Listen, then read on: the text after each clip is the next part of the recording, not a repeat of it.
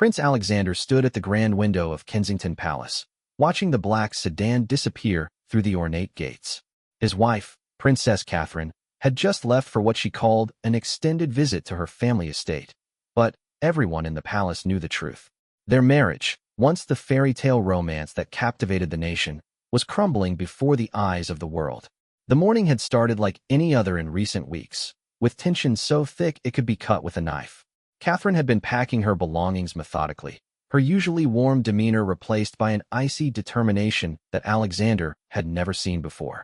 She moved through their shared chambers like a ghost, avoiding his gaze and responding to his attempts at conversation with polite but distant replies.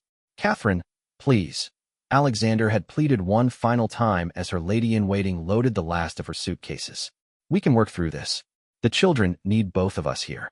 She had paused then, her hand resting on the mahogany dresser that had belonged to his grandmother. For a moment, Alexander thought he saw a flicker of the woman he had fallen in love with 10 years ago, the radiant commoner who had captured his heart with her genuine smile and unwavering compassion for others. But the moment passed quickly. "The children will be fine," Catherine had replied, her voice steady but lacking its usual warmth. "They're stronger than we think, and perhaps they'll be better off not witnessing what we've become." What they had become. The words echoed in Alexander's mind as he continued to stare out the window. How had they gone from being the golden couple of the monarchy to this? Two people who could barely stand to be in the same room together? The problems had started months ago, though Alexander now realized the seeds had been planted much earlier. It began with small disagreements about their public duties, their children's education, and their future roles within the royal family. Catherine had always been more independent than previous royal wives, more willing to speak her mind and challenge tradition. Initially, Alexander had admired this quality. It was refreshing after a lifetime surrounded by people who agreed with everything he said simply because of his title. But somewhere along the way, their differences had become chasms. Catherine felt suffocated by the rigid protocols and endless scrutiny that came with her position. She had confided in him during one of their last real conversations that she felt like she was losing herself, becoming nothing more than a pretty ornament for state functions and charity galas. "I used to have dreams, Alexander," she had said, tears streaming down her face. "I wanted to make a real difference in the world, not just cut ribbons and pose for photographs. I feel like I'm drowning in this golden cage." Alexander had tried to understand, but the truth was that he couldn't. He had been born into this life, raised from birth to accept duty before personal happiness. The idea of abandoning responsibility for the sake of individual fulfillment was foreign to him. He loved Catherine deeply, but he also loved his country and his role as future king. In his mind, there had to be a way to balance both. The media had begun to notice the strain weeks ago. Photographers with telephoto lenses had captured images of the couple at various public events, analyzing their body language and the distance between them. Royal correspondents wrote endless articles speculating about trouble in paradise, dissecting every glance and gesture for signs of marital discord. The Prince and Princess of Wales appear increasingly distant at recent engagements, one particularly observant journalist had written. Sources close to the palace suggest that the couple has been experiencing difficulties balancing their public duties with their private lives. Alexander's private secretary had urged him to address the rumors directly, perhaps by arranging a joint interview or a carefully orchestrated public appearance that would demonstrate their unity. But Catherine had refused to participate in what she called royal theater. "I won't pretend to be happy for the cameras when I'm miserable inside," she had declared. "I've done enough pretending to last a lifetime." The situation had reached a breaking point 2 weeks ago during a state dinner honoring the visiting president of France. Catherine had been radiant in a stunning emerald gown, playing her role perfectly as she charmed foreign dignitaries and posed for official photographs. But Alexander had seen the exhaustion in her eyes, the way her smile never quite reached them. Later that night, after the guests had departed and they had returned to their private quarters, Catherine had finally said the words that Alexander had been dreading. "I can't do this anymore," she had whispered, sitting on the edge of their bed still wearing her tiara. "I love you, but I can't continue living a life that feels like a lie."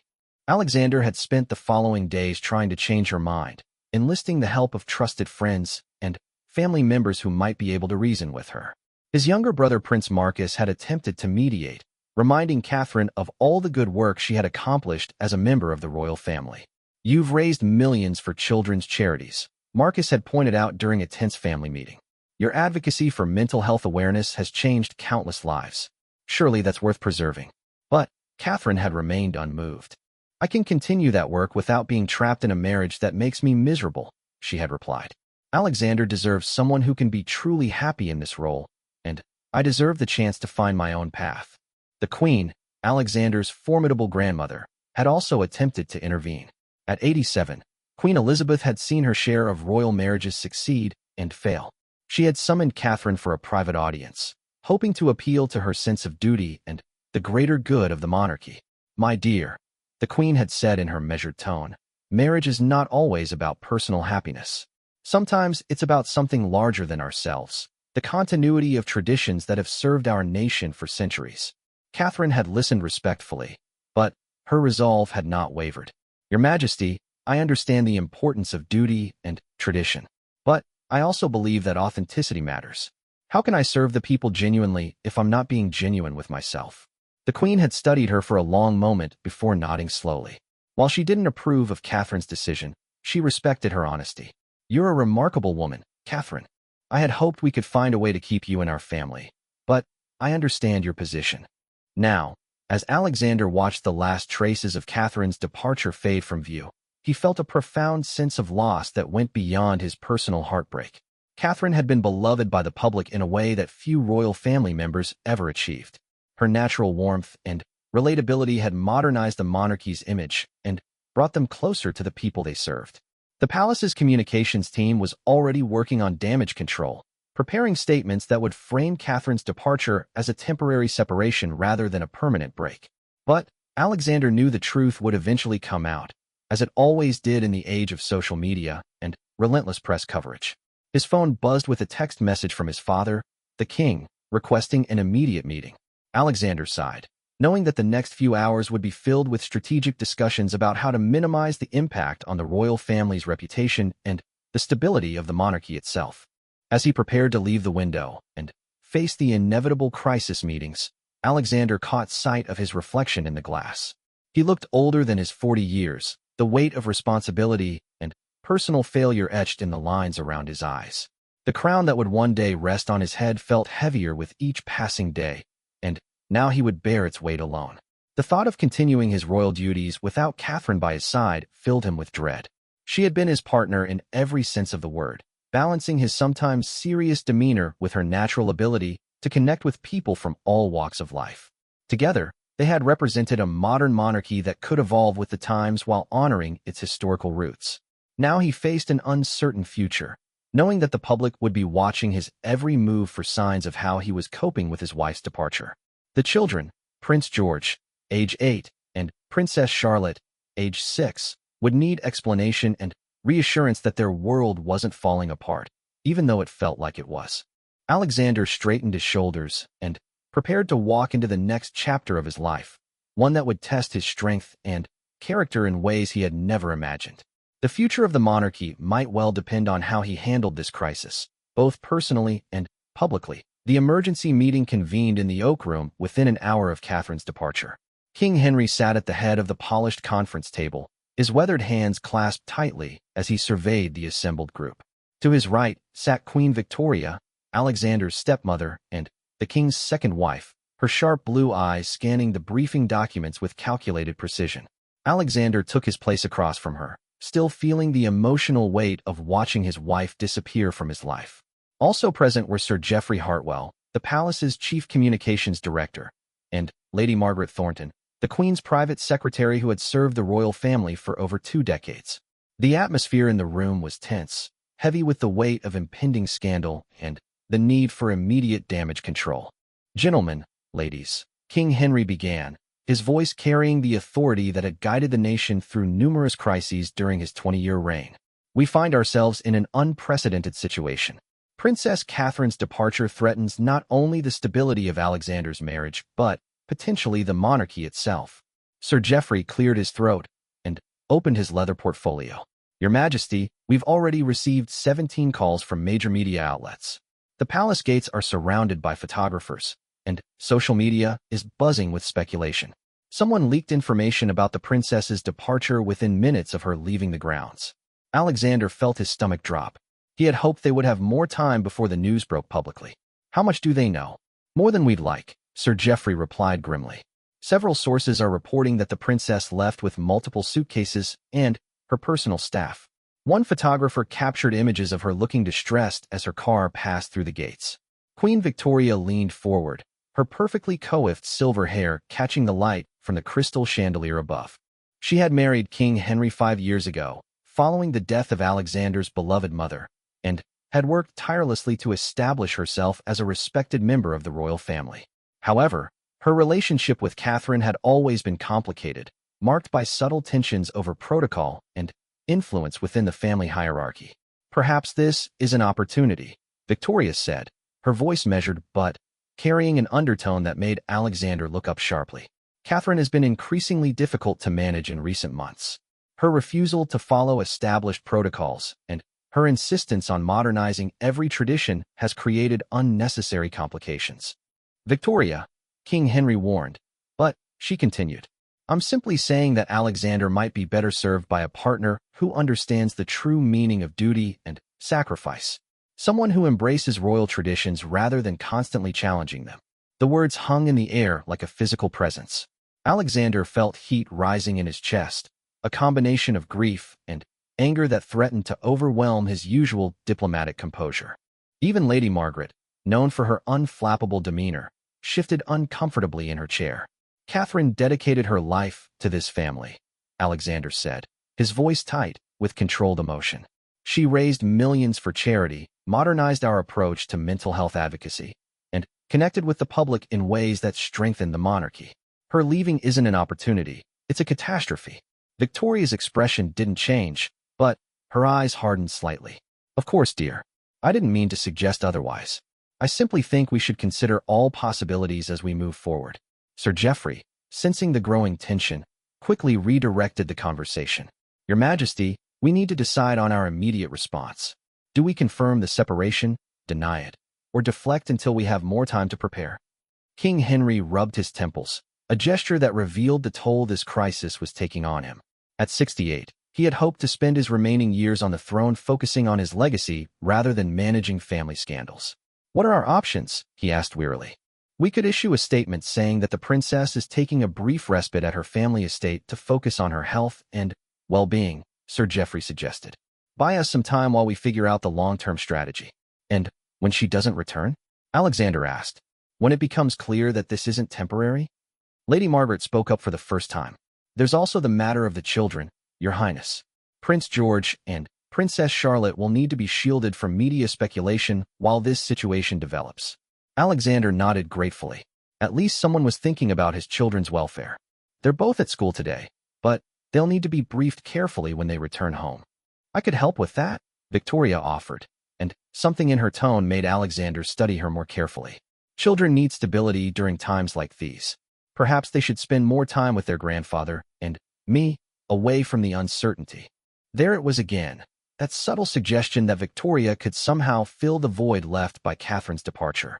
Alexander realized with growing unease that his stepmother might view this crisis as an opportunity to increase her own influence within the family, particularly over his children. Thank you, but I'll handle my children's needs myself, Alexander replied firmly.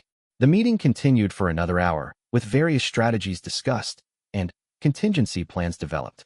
By the time they adjourned, it had been decided that the palace would issue a carefully worded statement acknowledging that Prince Alexander and Princess Catherine were taking some time apart to focus on their individual well-being and family responsibilities. As the others filed out of the oak room, Victoria lingered behind. She approached Alexander with what appeared to be concern, but he could see the calculation behind her eyes. Alexander, dear, I want you to know that you have my full support during this difficult time, she said, placing a manicured hand on his arm. Your father and I are here for whatever you need. I appreciate that, Alexander replied, though something in her manner made him uncomfortable. I hope you won't let pride prevent you from making the best decisions for your future, Victoria continued. Sometimes what feels like the end of one chapter is actually the beginning of something much better. Before Alexander could respond, She glided out of the room, leaving him alone with his thoughts and a growing sense that his family's crisis was about to become much more complicated than he had imagined. The rest of the day passed in a blur of meetings, phone calls, and carefully managed public appearances. Alexander maintained his scheduled engagement at a veterans hospital, knowing that canceling would only fuel more speculation. The photographers followed his every move, searching for signs of distress or anger that might make compelling headlines. Throughout it all, he couldn't shake the feeling that Victoria was watching him more intently than usual. During a family dinner that evening, she made several comments about the importance of strong family unity and the need for trusted advisors during difficult times. Each remark seemed innocent enough on its own, but collectively they painted a picture of someone positioning herself as indispensable during his moment of vulnerability. Later that night, as Alexander sat in his study reviewing briefing papers for the next day's appointments, his private secretary knocked softly on the door. "Your Highness, I thought you should see this," James said, handing him a tablet displaying several social media feeds. Alexander scrolled through the posts with growing alarm. Photos of Catherine leaving the palace had been shared thousands of times, accompanied by speculation ranging from marital problems to serious health issues. But what caught his attention were the comments praising Queen Victoria for her steadying influence and suggestions that she might be able to help Alexander through this difficult transition. "Where are these coming from?" Alexander asked. "We're not certain, sir, but several of the accounts promoting this narrative appear to be coordinated. Someone is working very hard to shape public opinion about Queen Victoria's role in recent events." Alexander set down the tablet with growing unease.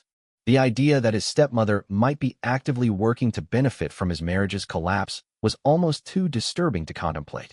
But as he reflected on her behavior during the crisis meeting and her subtle comments throughout the day, he couldn't shake the feeling that Victoria was playing a longer game than anyone realized. As the clock struck midnight, Alexander found himself facing not only the collapse of his marriage, but the possibility that the person he had trusted as a supportive family member might be his greatest threat. The monarchy he had been raised to protect was under siege from within, and he was beginning to understand that Catherine's departure might have been just the opening move in a much larger and more dangerous game. The scandal erupted 3 days later in a way no one had anticipated. Alexander was conducting his morning briefing with senior staff when Sir Geoffrey burst into his private office, his usually composed demeanor completely shattered. "Your Highness, we have a situation," Sir Geoffrey announced, his voice tight with barely controlled panic. "The Daily Mirror is running a front-page story claiming they have exclusive photos of Queen Victoria making disparaging gestures about Princess Catherine during yesterday's charity luncheon." Alexander felt his blood run cold. "What kind of gestures?" Sir Geoffrey placed his tablet on the desk, displaying a series of high-resolution photographs. The images showed Victoria at the charity event, seated at the head table as Alexander delivered remarks about children's welfare initiatives. In one photo, captured by a photographer with a telephoto lens, Victoria appeared to be rolling her eyes as Alexander mentioned Catherine's previous work with the foundation. In another, she seemed to be making a dismissive gesture with her hand while speaking to the woman beside her. But the most damaging image showed Victoria's face during a moment when Alexander had inadvertently referred to "my wife's passion for helping disadvantaged youth." The expression captured by the camera was unmistakably one of contempt, her lips curled in what could only be described as a sneer. "Dear God," Alexander whispered, studying the photos more closely. "These can't be what they appear to be." "I'm afraid they are, sir," Sir Geoffrey replied grimly. "Our photographer confirms the images haven't been doctored." The Mirror is also running quotes from anonymous sources claiming that Queen Victoria has been openly critical of Princess Catherine for months, calling her unsuited to royal life, and suggesting that your marriage was doomed from the beginning. Alexander sank into his chair, feeling the weight of this new crisis settling on his shoulders. "What's the public reaction?" "Catastrophic," Sir Geoffrey admitted. "Social media is exploding with criticism of Queen Victoria.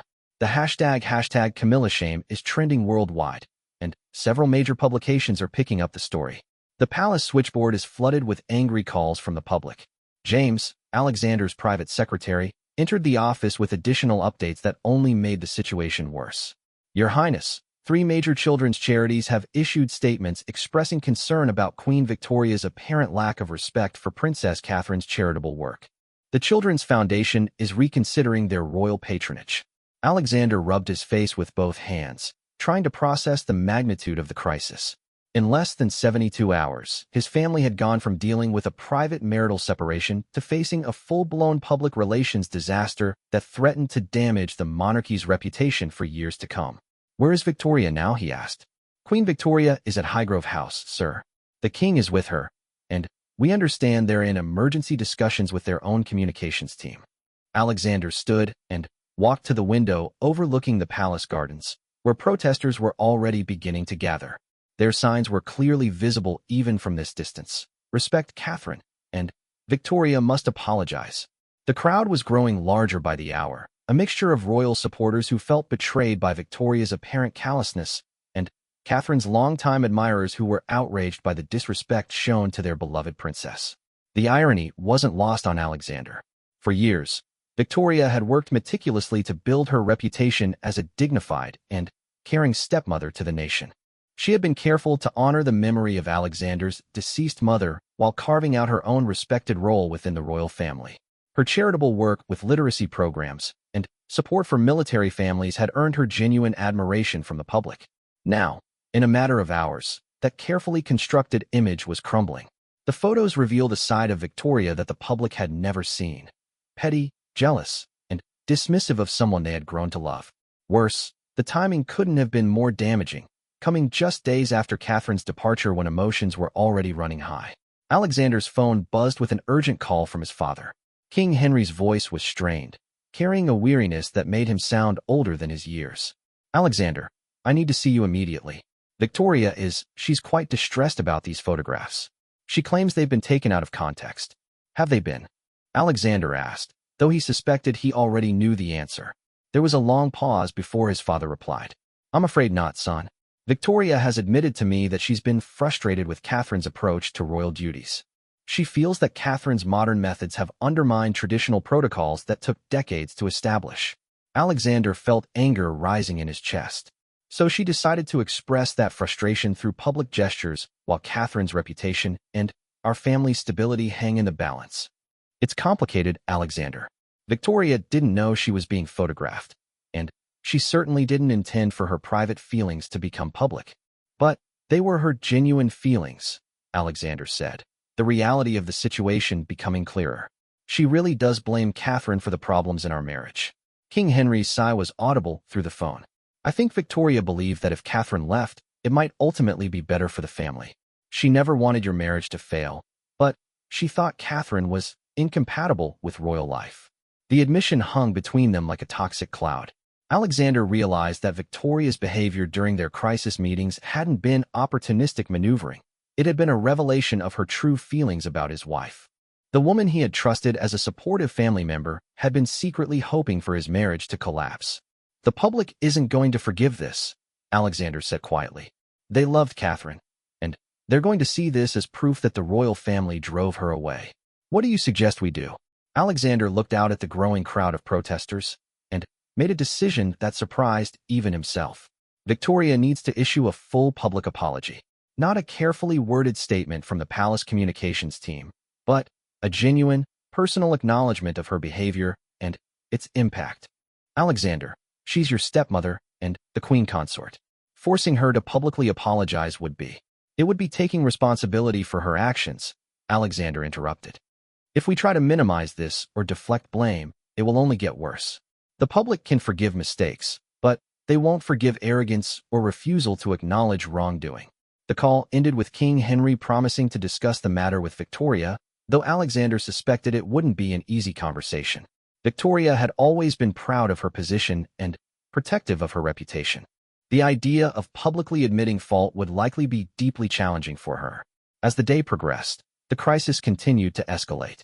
Major newspapers ran editorials criticizing Victoria's behavior, and several royal commentators appeared on television discussing the damage this scandal could inflict on the monarchy's reputation. The Archbishop of Canterbury issued a statement about the importance of compassion and understanding during family difficulties, which was widely interpreted as a rebuke of Victoria's apparent callousness. Most troubling for Alexander were the polls that began appearing online. Public approval ratings for Victoria had plummeted overnight, dropping from a respectable 68% to just 31%. More significantly, Support for the monarchy itself had declined as people questioned whether the institution had become too disconnected from modern values of respect and inclusion. By evening, Alexander received word that Catherine had issued her own statement through her representatives. It was brief, but devastating in its restraint. I am saddened to see private family matters become public spectacle. My focus remains on my children's well-being and continuing my charitable work in whatever capacity allows me to make a meaningful difference. The statement said everything without saying anything. Catherine wasn't defending herself or attacking Victoria directly, but her dignity in the face of such treatment made Victoria's behavior appear even more petty and inappropriate by comparison. Alexander spent that night alone in his study, reviewing briefing papers but unable to concentrate on anything except the magnitude of the crisis his family was facing. The monarchy had survived wars, scandals, and social upheaval, but this felt different. This wasn't about external threats or political challenges. It was about the very character and values that the royal family represented to the nation and the world. As he prepared for what would undoubtedly be the most challenging day of his life, Alexander realized that the future of the monarchy might depend not just on how they managed this crisis, but on whether they could demonstrate that they had learned from it.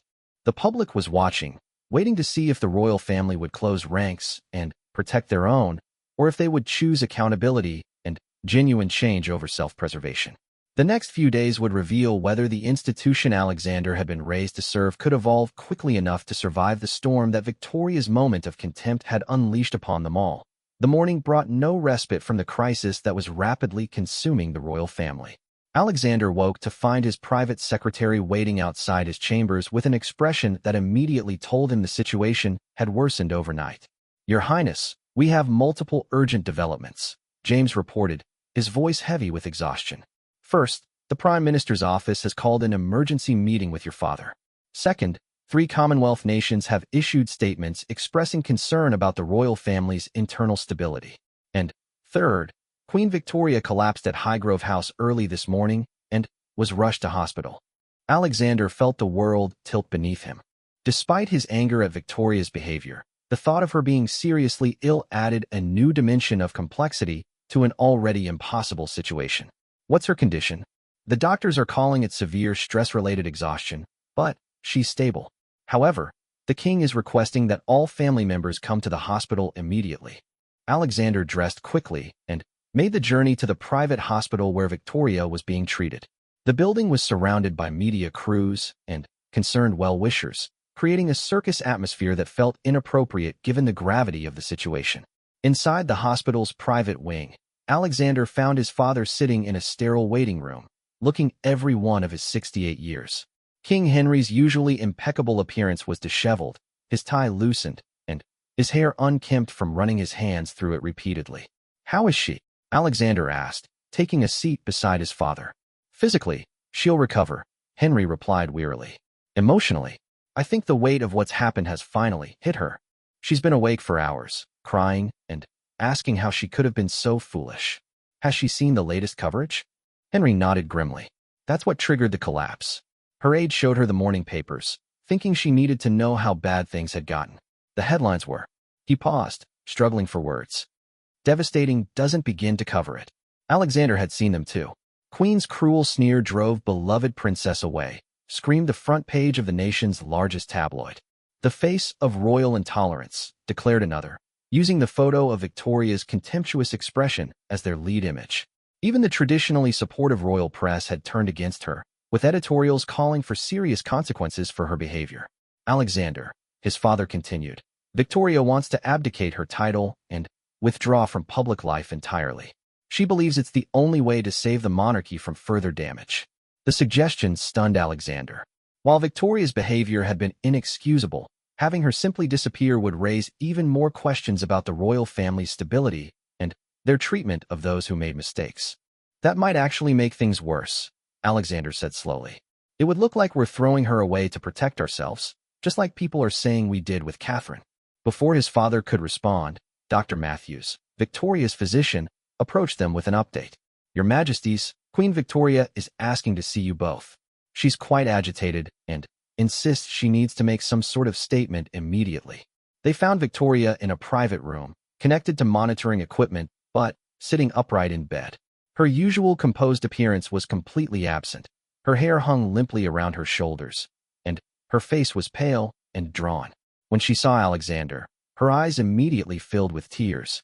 "Alexander, I am so sorry," she whispered, her voice breaking. "I never meant for any of this to happen. I foolishly thought I was protecting the family by disapproving of Catherine's methods. But I see now that I was just being petty and jealous." Alexander studied her carefully, trying to determine whether this remorse was genuine or another calculated move. But the woman before him bore no resemblance to the controlled, strategic person he had known. This Victoria was broken, vulnerable, and deeply ashamed. "Why were you jealous of Catherine?" he asked gently. Victoria's tears flowed more freely. "Because she was everything I could never be. Natural, beloved by the people, comfortable in her own skin. I spent 5 years trying to prove I was worthy of being queen, and she made it look effortless. I convinced myself that her casual approach to protocol was disrespectful, but really I was just threatened by how easily she connected with people." The admission was raw and honest in a way that Victoria had never allowed herself to be publicly. Alexander felt his anger beginning to mix with something resembling pity for this woman who had tried so hard to find her place in a family that wasn't originally hers. "The public needs to hear this," Alexander said. "Not from palace communications, not through carefully worded statements. From you, directly, acknowledging what you did and why you did it." Victoria nodded eagerly. "Yes, I want to do that. I need to make this right somehow." King Henry looked uncertain. "Victoria, dear, you're not well. Perhaps we should wait until you've recovered before making any public statements." "No," Victoria said with more strength than she had shown since they arrived. "Every day we wait makes it worse. People are losing faith in the monarchy because of my actions. I need to take responsibility immediately." Alexander made a decision that would prove crucial for the family's future. "We'll arrange a live television interview. No prepared statements, no scripted responses. Just you, answering questions honestly about what happened and why." The interview was scheduled for that evening, giving Victoria just enough time to recover her strength, but not enough time to retreat from her commitment to honesty. Sir Geoffrey and his communications team were horrified by the idea of an unscripted royal interview during a crisis, but Alexander overruled their objections. "If we try to manage this crisis through traditional means, we'll only confirm people's worst suspicions about how the royal family operates," he argued. "Victoria needs to show genuine remorse and accountability, not political calculation." As news of the upcoming interview spread, public interest reached fever pitch. Social media was flooded with speculation about what Victoria would say and whether her appearance would help or further damage the royal family's reputation. Catherine, still maintaining her distance from palace drama, issued a brief statement through her representatives. "I hope tonight's interview will provide clarity and healing for all involved. My thoughts are with the Queen Consort during what must be a very difficult time." Even in the midst of her own pain, Catherine was showing the grace and compassion that had made her so beloved. Her statement stood in stark contrast to Victoria's recorded moments of contempt, highlighting exactly what the royal family was losing with her departure. As evening approached, Alexander found himself in the unusual position of hoping that his stepmother, the woman whose behavior had helped destroy his marriage, would be able to save the monarchy through her willingness to admit her failures publicly.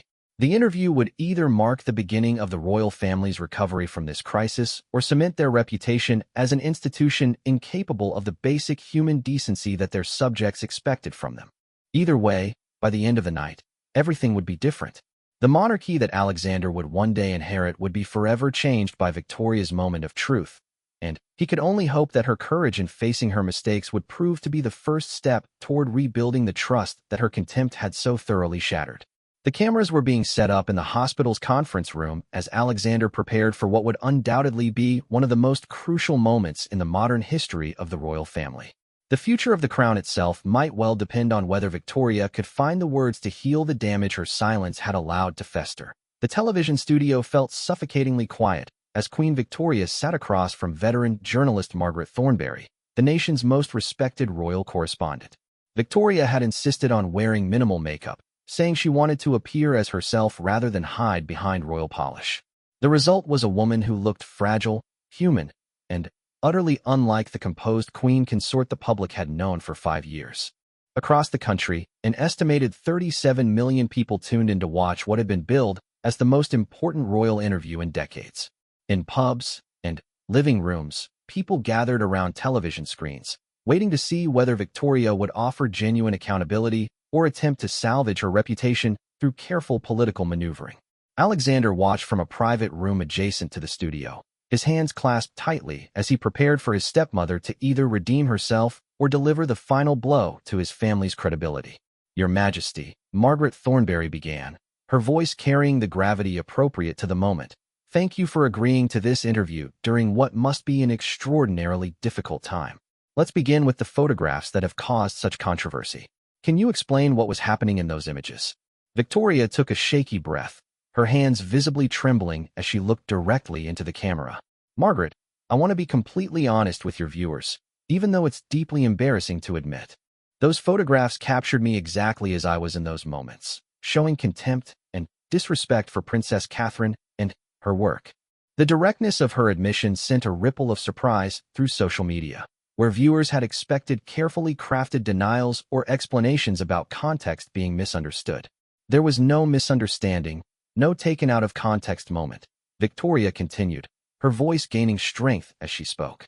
"I was being petty, jealous, and small-minded, and the camera captured my true feelings at that time." Margaret leaned forward slightly. "What were those feelings, specifically?"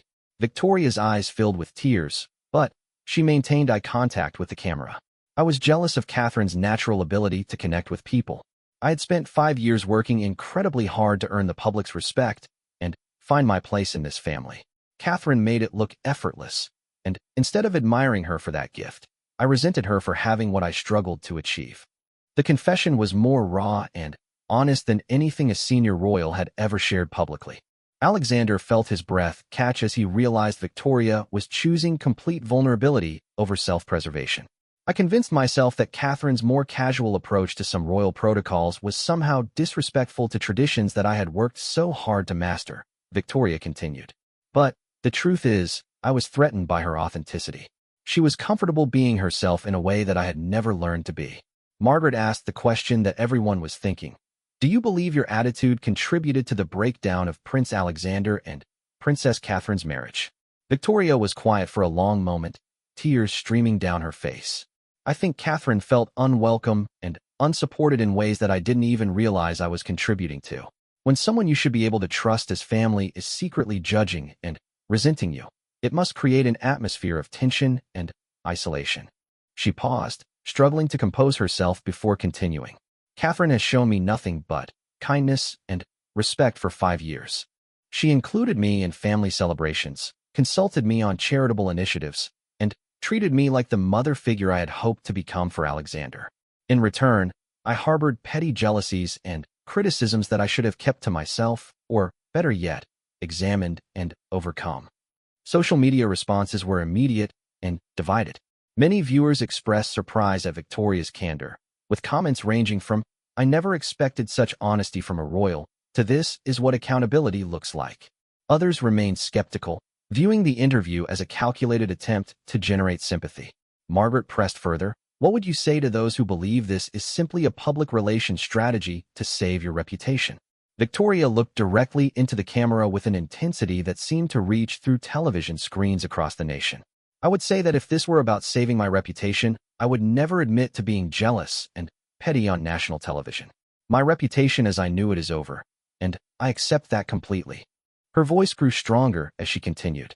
"What I'm trying to save is not my reputation, but any possibility that the damage I've caused can be repaired. The monarchy represents ideals of service, duty, and compassion that are bigger than any individual. I failed to live up to those ideals, and the institution I swore to serve has suffered because of my personal failings."